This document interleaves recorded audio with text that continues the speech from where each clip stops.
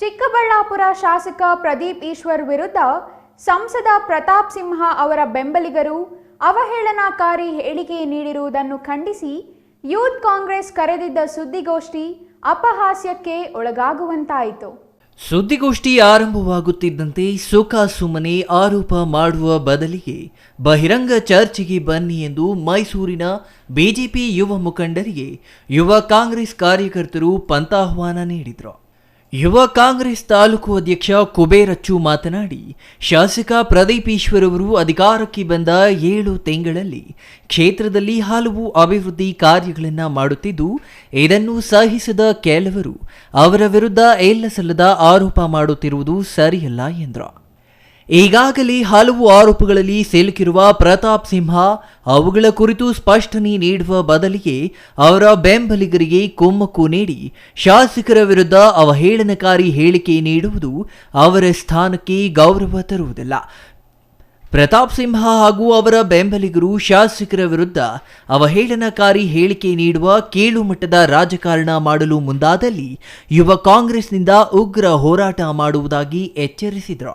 ಆದ್ರಿಂದ ಸುಮ್ಮನೆ ಅವ್ರ ಮೇಲೆ ಇದು ಮಾಡೋದು. ಇವಾಗ ಪ್ರತಾಪ್ ಸಿಂಹ ಅವರು ದೇಶನೇ ತಲೆ ತಗ್ಸೋ ರೀತಿಯಲ್ಲಿ ಒಂದು ಸಂಸತ್ ಮೇಲೆ ಒಂದು ಸ್ಮೋಕ್ ಬಾಂಬ್ ದಾಳಿ ಆಯಿತು. ಅದಕ್ಕೆ ಪಾಸ್ ಕೊಟ್ಟಿರೋದು ಯಾರು ಸ್ವಾಮಿ?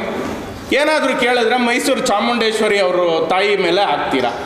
ನೀವೊಂದು ಸಂಸದರಾಗಿ ದೇವ್ರನ್ನ ಕೇಳಿ ಇನ್ನು ಮತ್ತೊಬ್ಬರನ್ನ ಕೇಳಿ ಅಂದರೆ ನಿಮ್ಮನ್ನು ಕೊಡಗು ಮತ್ತು ನಮ್ಮ ಮೈಸೂರು ಭಾಗದ ಜನತೆ ಏನಕ್ಕೆ ನಿಮ್ಗೆ ಆಯ್ಕೆ ಮಾಡಿರೋದು?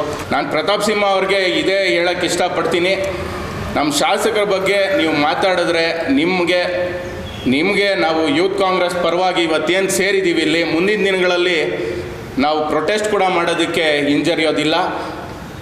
ನಿಮಗೆ ಒಂದೇ ಎಚ್ಚರಿಕೆ ಕೊಡ್ತಾ ಇದ್ದೀವಿ, ನಮ್ಮ ಶಾಸಕರ ಬಗ್ಗೆ ಏನೇನೋ ಅವಹೇಳನಕಾರಿ ಹೇಳಿಕೆಗಳನ್ನ ನಿಮ್ಮ ಬೆಂಬಲಿಗರ ಕೈಯಲ್ಲಿ ಕೊಡಿಸ್ತೀರ. ನಮಗೇನು ಗೊತ್ತಿಲ್ವಾ? ಅವಹೇಳನಕಾರಿ ಸ್ಟೇಟ್ಮೆಂಟ್ ಕೊಡೋಕ್ಕೆ ನಮಗೆ ಬರೋದಿಲ್ವಾ? ನಾವು ಆ ಕೀಳ್ಮಟ್ಟಕ್ಕೆ ಇಳಿಯೋದಿಲ್ಲ. ಆ ಕೀಳ್ಮಟ್ಟದ ರಾಜಕೀಯ ನಮಗೆ ಬೇಡ. ಒಂದು ಯುವಕರು ಬಂದಿದ್ದಾರೆ, ಅವ್ರಿಗೆ ಬೆಂಬಲ ಕೊಡೋದಕ್ಕೆ ಆದಷ್ಟು ಇದು ಮಾಡಿ.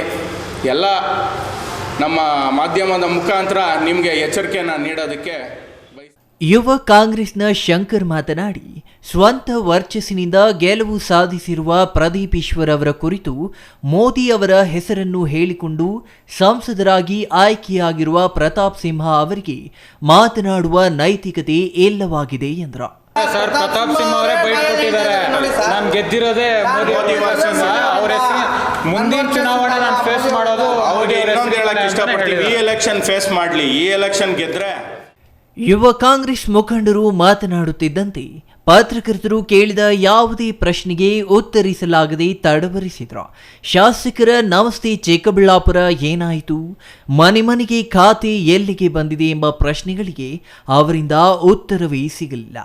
ಇನ್ನು ಸಂಸದ ಪ್ರತಾಪ್ ಸಿಂಹ ಬೆಂಬಲಿಗರನ್ನ ಪ್ರಶ್ನಿಸುವ ಯುವ ಕಾಂಗ್ರೆಸ್ ನಾಯಕರು ಶಾಸಕ ಪ್ರದೀಪ್ ಈಶ್ವರ್ ಬೆಂಬಲಿಗರ ದೌರ್ಜನ್ಯದ ಬಗ್ಗೆ ಏನು ಹೇಳುತ್ತೀರಿ ಎಂದು ಕೇಳುತ್ತಿದ್ದಂತೆ ಸಮರ್ಥಿಸಿಕೊಳ್ಳುವ ಪ್ರಯತ್ನ ಮಾಡಿದ್ರು. ಆದರೆ ಪತ್ರಕರ್ತರ ಪ್ರಶ್ನೆಗಳಿಗೆ ಉತ್ತರಿಸಲಾಗದೆ ತಡವರಿಸಿದ್ರು. ಇನ್ನು ನಿಮ್ಮ ನಾಯಕರು ಪ್ರಧಾನಿ ಬಗ್ಗೆ ಅವಹೇಳನಕಾರಿಯಾಗಿ ಮಾತನಾಡಬಹುದು, ಬಿಜೆಪಿಯವರು ಮಾತನಾಡಿರುವುದು ಮಾತ್ರ ತಪ್ಪಾಗಿ ಕಾಣುತ್ತಿದೆಯಾ ಎಂಬ ಪ್ರಶ್ನೆಗಂತೂ ನಾಯಕರು ನಿರುತ್ತರಾದರು. ಇನ್ನು ಪ್ರಶ್ನೆ ಮಾಡಿದ ಯುವಕನಿಗೆ ಶಾಸಕ ಪ್ರದೀಪ್ ಈಶ್ವರ್ ಬೆಂಬಲಿಗರು ಬೆದರಿಕೆ ಹಾಕಿರುವ ಆಡಿಯೋ ಸಾಮಾಜಿಕ ಜಾಲತಾಣದಲ್ಲಿ ವೈರಲ್ ಆಗಿದ್ದು, ನೆಟ್ಟಿಗರಿಂದ ವ್ಯಾಪಕ ಟೀಕೆ ವ್ಯಕ್ತವಾಗಿದೆ. ಈ ಹಿಂದೆ ಶಾಸಕರ ಬೆಂಬಲಿಗರ ದೌರ್ಜನ್ಯ ಮಿತಿ ಮೀರಿದೆ ಎಂದು ಮಾಜಿ ಸಚಿವ ಡಾಕ್ಟರ್ ಕೆ ಸುಧಾಕರ್ ಆರೋಪ ಮಾಡಿದ್ದು, ಈ ಆರೋಪಕ್ಕೆ ಈಗ ಆಡಿಯೋ ಸಾಕ್ಷಿಯಾಗಿದೆ ಎಂದು ಹಲವರು ವ್ಯಾಖ್ಯಾನಿಸುತ್ತಿದ್ದಾರೆ. ನಮಸ್ಕಾರ ಪ್ರದೀಪ್ ಅಣ್ಣ, ನೆನಪಿದೀವಿ ಅನ್ಸುತ್ತೆ ನಿಮಗೆ. ನಿಮ್ದು ಸ್ವಲ್ಪ ಗ್ಯಾಪ್ ಆಯಿತು, ಜಸ್ಟ್ ಒಂದು 10 days 15 days ಗ್ಯಾಪ್ ಆಯಿತು ಅನ್ಸುತ್ತೆ. ನೀವು ಲಾಸ್ಟ್ ಒಂದು 6 ತಿಂಗಳ ಹಿಂದ್ಗಡೆ ಒಂದು ಮಾತು ಹೇಳಿದ್ರಿ. ಏನಂತ ನೆನಪಿದೆ ನಿಮಗೆ? 1 ತಿಂಗಳೊಳಗಡೆ ನಮ್ಮ ಕೆ.ಬಿ. ಪಿಳ್ಳಪ್ಪನವರ ಪುತ್ಥಳಿ ನಿರ್ಮಾಣ ಮಾಡ್ತೀನಿ ಅಂತ ಹೇಳಿದ್ರು. ನೀವು ಹೇಳಿ 1 ತಿಂಗಳಲ್ಲ, ಮಿನಿಮಮ್ 6 ತಿಂಗಳಾಯಿತು. ಇಲ್ಲಿವರೆಗೂ ನೀವು ಮಾಡಿಲ್ಲ. ನೀವು ಕೊಟ್ಟಿರೋ ಮಾತು ಉಳಿಸ್ಕೊಳ್ಳೋಕೆ ನಿಮ್ಮ ಕೈಯಲ್ಲಿ ಆಗಲಿಲ್ಲ. ನಾವು ಅಖಿಲ್ ರೆಡ್ಡಿ ಕೇಳಿರೋದಕ್ಕೆ ನಾವು ಕಾಣಿಸ್ತಾ ಇಲ್ಲ. ಮತ್ತು ಯಾರಿಗೆ ಲೇಟ್ ಆಯಿತು ಅನ್ನೋದ್ರ ಬಗ್ಗೆ ವಿಚಾರಣೆ ತಗೊತಾ ಇದ್ದಾರೆ ಸರ್. ಅಲ್ಲಿ ಜೀವಭದ್ರಿಕೆ ಅನ್ನೋದು ಏನು ಬಂದಿಲ್ಲ. ಅವರು ಇವಾಗ ಪುತ್ಥಳಿ ಬಗ್ಗೆ 1 ತಿಂಗಳ ಅನಾವರಣ ಮಾಡ್ತೀನಿ ಅಂತಂದ್ರು. ಆಮೇಲೆ ಅದ್ರ ಬಗ್ಗೆ ಅವ್ರು ಕೇಳಿದ್ದಕ್ಕೆ ಅವರು ಹೇಳಿದ್ರು ಸರ್ ಅದಕ್ಕೆ ಆದಂಥ ಒಂದು ಪ್ರೋಸೆಸ್ ಇರುತ್ತೆ ಸರ್. ಹೇಳಿದ ತಕ್ಷಣನೇ ಹೌದು ಸರ್ ಏನೋ ಕಾರ್ಯಕರ್ತರು ಒಂದು ಹುಮ್ಮಸ್ಸಲ್ಲಿ ಹೇಳಿರ್ಬೋದು ಸರ್. ಅಖಿಲ್ ರೆಡ್ಡಿ ಅವರ ಆಡಿಯೋ ಏನು ವೈರಲ್ ಆಗಿದೆ.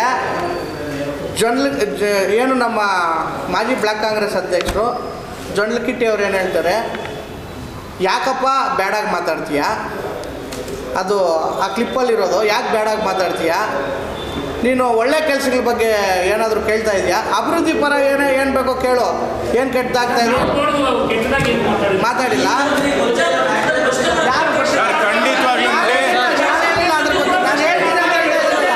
ಏನು ವಿಚಾರ ಆಗಿದೆ ಅವರಿಬ್ಬರ ಮಧ್ಯೆ ಏನು ನಡೆದಿದೆ ಅಂತ ನಮಗೆ ಗೊತ್ತಿಲ್ಲ. ಟು ಬಿ ಫ್ರ್ಯಾಂಕ್ ಹೇಳಬೇಕು ಅಂದರೆ ಅವರು ಯಾಕೆ ಕಾಲ್ ಮಾಡಿ ಮಾತಾಡಿದ್ರು, ಅದಕ್ಕೆ ಮುಂಚೆ ಏನೇನು ಕಾನ್ವರ್ಸೇಷನ್ ಆಗಿದ್ರೆ ಅದ್ರ ಹಿನ್ನೆಲೆ ಏನು, ಇವ್ರಿಗೇನು ವೈಯಕ್ತಿಕ ಏನಾದರೂ ಇದೆಯಾ, ರೆಕಾರ್ಡ್ ಮಾಡಿದ್ದಾರೆ ಸರ್. ಒಂದೇ ಪರ್ಸ್ಪೆಕ್ಟಿವಲ್ಲಿ ಯೋಚನೆ ಮಾಡೋಕ್ಕಾಗಲ್ಲ. ನಾವು ಒಂದೇ ಪರ್ಸ್ಪೆಕ್ಟಿವಲ್ಲಿ ಯೋಚನೆ ಮಾಡ್ತಾ ಇದ್ದೀವಿ. ಅಖಿಲ್ ರೆಡ್ಡಿ ಅವ್ರು ಕಾಲ್ ಮಾಡಿದ್ದಾರೆ, ಜೊಂಡ್ಲಕಿಟ್ಟಿ ಅವರು ಇನ್ನೊಬ್ಬ ಯಾರೋ ಜೊಂಡ್ಲಕಿಟ್ಟಣ್ಣವರು ಆ ಥರ ತೀರಾ ವೈರಲ್ ಆಗಿ ಕೆಟ್ಟದಾಗಿ ಇನ್ನೊಬ್ರು ಯಾರೋ ಎಲ್ಲ ಮಾತಾಡಿದ್ದಾರೆ. ಅದ್ರ ಹಿನ್ನೆಲೆ ಏನು ಅಂತ ನಮ್ಗೆ ಗೊತ್ತಿಲ್ಲ. ಅದ್ರ ಹಿನ್ನೆಲೆ ತಿಳ್ಕೊಂಡು ಯಾಕೆ ಈ ಥರ ಮಾಡೋದು ಇಲ್ಲ, ಅದ್ರ ಹಿನ್ನೆಲೆ ಏನೂ ಇಲ್ಲ, ಸುಮ್ಮನೆ ಅಖಿಲ್ ರೆಡ್ಡಿ ಅವರು ಈ ಥರ ಕ್ವಶನ್ ಮಾಡಿರೋದಕ್ಕೆ ಈ ಥರ ಆರೋಪ ಮಾಡಿದ್ದಾರೆ ಅಂದರೆ ನಮ್ಮ ಶಾಸಕರು ಹೇಳಿದ್ದಾರೆ ಯಾವುದೇ ಪಕ್ಷದವರು ಎಲೆಕ್ಷನ್ವರೆಗೂ ಮಾತ್ರ ಎಲೆಕ್ಷನ್ ಮುಗಿದ ಮೇಲೆ ಎಲ್ಲರೂ ಒಂದೇ, ಎಲ್ಲರ ಕೆಲಸನೂ ಮಾಡಬೇಕು.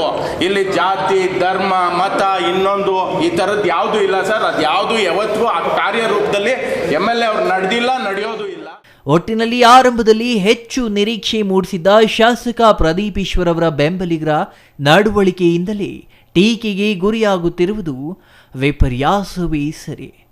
Jangalahalli Ashwath, CTV news, Chikkaballapur.